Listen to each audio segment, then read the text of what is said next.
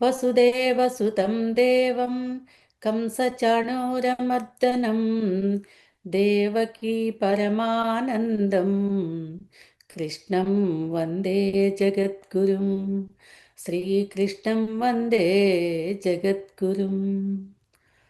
భాగవత గేయసుధకి స్వాగతం. శ్రీకంఠ చాపఖండన రాజమండన సకల జనరంజనాదనుజ కుల భంజన రాకేందు చంద్రికా సమకీర్తి చందన రామ సీతారామ రామ భూపాల వ్యాస భగవానునకు వందనంబునరించి పోతన మహాకవికి చేతులను జోడించి రామాజ్ఞ చే పలుకు భాగవత సుధయందు శ్రీకృష్ణ సర్వస్వమగు దశమ స్కంధమిది. శ్రీ విష్ణు క్షేత్రమౌనైమిసారణ్యమున సూత పౌరాణికులు ప్రీతి బోధించినది. విశ్వాత్ముడైన హరి విశ్వంభరత్వము భక్త పాలన కళా సంరంభతత్వము. దశమస్కంధంలో కృష్ణలీల వైభవాన్ని గురించి తెలుసుకుంటున్నాము. ఉద్ధవునితో తన కోసం ఎదురు చూస్తున్న గోపికలకు బృందావనానికి స్వామి పంపిన సందేశాన్ని తెలుసుకున్నాము. కొన్ని రాచకార్యాలను చక్కబెట్టవలసిన అవసరంతో మధురా నగరంలోనే ఉండిపోయారు శ్రీకృష్ణ పరమాత్మ. ఉద్ధవునితో కూడి కుబ్జ గృహమునకేగి కామితమ్మును దీర్చి తృప్తి పరచిన విధము సనకాది యోగులును దర్శింపగాలేని పరమాత్ముగని తుచ్చ సుఖము కోరిన కుబ్జ. ఆ మధురానగర వీధుల్లో అనుగ్రహించబడిన ఆ కుబ్జ అనే ఆవిడ కోరిక ప్రకారం ఒకరోజు కుబ్జ గృహానికి వెళ్ళి స్వామి ఆమె కోరికను తీర్చారు. పరమాత్ముడు పరబ్రహ్మ స్వరూపమైన ఆ స్వామిని దర్శించి కూడా ఆ కుబ్జ అనే ఆమె స్వామితో ఒకరోజు గడపాలని కోరుకున్నది. ఆమె మనోభీష్టాన్ని నెరవేర్చారు స్వామి. ఆ పైన దీనురాలైన కుంతిని గావహస్తినాపురికి అక్రూరు బంపగదలచి అన్న బలరాముతో ఆప్తుడుద్ధవునితో కూడి శ్రీకృష్ణుడ క్రూర గృహమునకేగే. కంసవధ పూర్తయిన తరువాత తప్పకుండా నీ గృహానికి వస్తాను అని అక్రూరునికి మాట ఇచ్చి ఉన్నారు స్వామి. ఆ విధంగా ఉద్ధవుడితోనూ బలరాముడితోనూ కలిసి అక్రూరు గృహానికి ఏతించారు. ఇంకా అక్రూరుడిని హస్తినాపురానికి పంపి అక్కడ కష్టాల్లో ఉన్నటువంటి కుంతీదేవిని పాండవులను వారికి ధైర్యవచనాలు చెప్పడము, ధృతరాష్ట్రుడికి హితం బోధించటము కూడా అక్రూరుని ద్వారా చేయదలుచుకున్నారు స్వామి. కనుక అక్రూరుని గృహానికి వెళ్ళారు. వారి రాకను చూచి వందనంబులు చేసి ఆసనముల సగి పూజించి అక్రూరుండు పరమేశ విశ్వమునకాధారుడవు నీవు గుణములును బంధమోక్షములు నిన్నంటవు. ముందే చెప్పుకున్నాం కదా, అక్రూరుడు పరమ భాగవతోత్తముడు. స్వామి స్వయంగా తన గృహానికి విచ్చేయటంతో ఆ మహానుభావుడి ఆనందానికి అంతు లేకుండా ఉంది. స్వామిని ఈ విధంగా స్తుతిస్తున్నారు. నీ పాద జలములే లోక పావనములు, నీ రూపమే దేవ వేద భూసుర సమము, నా పుణ్యవశముచే నీ పాదముల గంటి నాదు భవబంధముల వాపుమో గోవింద అనుచు అక్రూరుండు ప్రార్థింపగా నవ్వి మోహమును గల్గించు మోహనుండిట్లనియే తీర్థముల క్షేత్రముల సేవనంబుల కన్న మీ వంటి భక్తులను దర్శించుటే మిన్న. అక్రూర, నీ వంటి మహాత్ములు పుణ్యాత్ములు అయిన వాళ్ళు, పరమ భాగవతోత్తములైన వాళ్ళ గృహాలను దర్శించటమే మిన్న. తీర్థక్షేత్ర సేవరాల కన్నా కూడా ఇది గొప్పది. తండ్రిని కోల్పోయి పాండవులు తల్లితో హస్తినాపురములో నివసించుచున్నారు.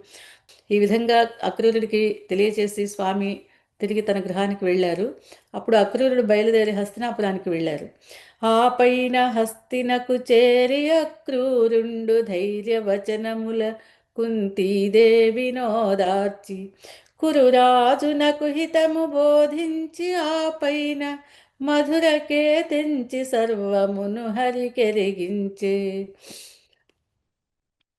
స్వామి ఆనతి మేరకు అక్రూరుడు హస్తినాపురానికి బయలుదేరి వెళ్ళి అక్కడ శ్రీకృష్ణ పరమాత్మయ సర్వస్వము తమ దిక్కు శరణ్యము అని భావించి నమ్మి ఉన్నటువంటి ఆ కుంతీదేవిని కలిసి ఆమెను ఓదార్చి, తప్పకుండా స్వామి మిమ్మల్ని అనుగ్రహిస్తారు, స్వామి సహాయంతో మీ కష్టాలన్నీ దూరమవుతాయి, ఈ విధంగా ఎంతో ధైర్యవచనాలను చెప్పి హస్తినాపురానికి రాజైనటువంటి ధృతరాష్ట్రుడిని కలిసి కౌరవ పాండవులందరినీ సమదృష్టితో చూడమని ఆయనకి హితాన్ని బోధించి తిరిగి మధురకు వచ్చి స్వామికి ఈ విషయాన్ని తెలియజేశారు.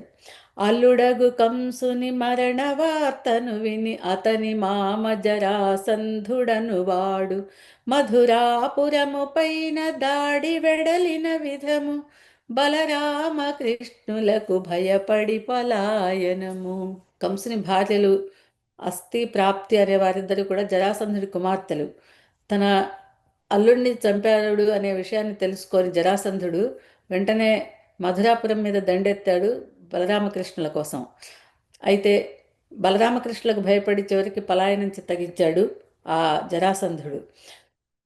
కలహ భోజనుడైన నారదుని వలైని కాలయవనుడు మధుర ముట్టడించిన విధమును దుర్మార్గులకు శత్రువుల బారి పడకుండా ప్రజలగాచుటకు శ్రీకృష్ణునాలోచనము. ఓ పక్కన జరాసంధుడు, ఇంకో పక్కన కాలయవనుడు అనేవాడు ఒక యవనరాజు కూడా. వాడు ఏంటంటే యుద్ధాపేక్షతో నా అంతటి వాడు ఎవడు లేడు అని అని బల ప్రదర్శన చేస్తున్నప్పుడు నారదుడు వెళ్ళి నీ అంతటి వాడు ఇంకొకడు ఉన్నాడు, కృష్ణుడిని నువ్వు ఓడించి చూద్దాము అని అతన్ని రెచ్చగొట్టేప్పటికీ కాలయవనుడు కూడా మధుర మీద దండెత్తుతాడు. ఓ పక్క జరాసంధుడు, ఓ పక్క కాలయవనుడు దండెత్తేప్పటికీ మధురానగర ప్రజలు తల్లడిల్లిపోతుంటే ఆ మధురానగర ప్రజల్ని ఏ విధంగానైనా కాపాడటానికి ఆలోచించారు స్వామి శ్రీకృష్ణ పరమాత్మ. ఒక్క పూటలో రాత్రికి రాత్రి ద్వారకా నగర నిర్మాణం జరిగింది విశ్వకర్మ ద్వారా, దేవతాశిల్పి విశ్వకర్మ ద్వారా. 12 యోజన పరిమితము దుర్గమము దివిని మించిన విశ్వకర్మ నిర్మాణము. సాగర మధ్యమున ద్వారకా నగరము పరమభద్రము సుందరము హరికి నిలయము. పరమభద్రమైనటువంటి సుందరమైనటువంటి అద్భుతమైన ద్వారకా నగర నిర్మాణం ఒక్క రాత్రిలో దేవశిల్పి విశ్వకర్మ ద్వారా చేయించారు స్వామి. తన యోగ మహిమచే మధురా నగర జనుల ద్వారకకు చేర్చి హరి అన్న అనుమతి నొంది బయలుదేరను మధుర నాయుధములను వీడి ఉదయ సూర్యుని బోలి వీరకేసరి బోలే. ఒక్క రాత్రిలోనే యోగమాయతో ఆ మధురా నగరంలో నిద్రిస్తూ ఉన్న ప్రజల్ని యథాతథంగా ద్వారకా నగరానికి చేర్చి పట్టణాన్ని ఖాళీ చేయించి స్వామి అన్నయ్య బలరాముడి అనుమతి తీసుకొని ఆయుధాలని మధురా నగర్ని విడిచి ఊరు బయటికి పాదచారి అయి వెళ్ళి ఆ కాలయవనుడితో కలహించి వాడికి భయపడి పారిపోతున్నట్టుగా నటించి ఒక గుహలో దూరి అక్కడ నిద్రిస్తున్న త్రేతాయుగ కాలం నాటి ముచికుందుడనే ఒక రాజర్షి ద్వారా ఆ కాలయవనుడి హతాన్ని చేయిస్తారు. కాలయవనుడి జీవితం పూర్తయిపోతుంది అంతటితో.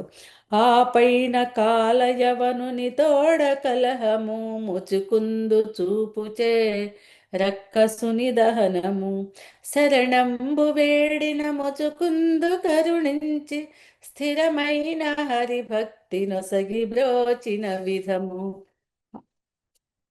ఈ విధంగా కాలయవనుడి వృత్తాంతాన్ని కూడా ముగిస్తారు స్వామి.